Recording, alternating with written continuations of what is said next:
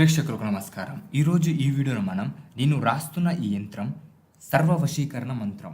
దీని ద్వారా మీరు ఎవరినైనా వశీకరణం చేసుకోవచ్చు. ఇది చాలా శక్తివంతమైన వశీకరణ యంత్రము. ఈ యంత్రము మీరు రాసి మీ పర్స్లో, మీ చున్నీలో ఎక్కడైనా దీన్ని కట్టుకుంటే సరిపోతుంది. ఈ యంత్రం మీ దగ్గర ఉంటే సరిపోతుంది. ఇప్పుడు ఈ యంత్రం రాస్తున్నప్పుడు మీరు ఈ యొక్క మంత్రం చదువుతూ నేను ఎట్లా రాస్తున్నానో అలానే ఈ యంత్రాన్ని రాయండి. ఈ మంత్రం చదువుకుంటా ఈ యంత్రం రాసి మీ పర్సులో పెట్టుకుంటే మీరు ఎవరినైనా వశీకరణం చేసుకోవచ్చు. ఇది చాలా శక్తివంతమైనది, సులువైన వశీకరణ పద్ధతి. ఇప్పుడు సర్వ వశీకరణ మంత్రం తెలుసుకుందాం. ఓం నమో భాగవతే ఈశానాయ సోమభద్రాయ వశ్యమయ స్వహి.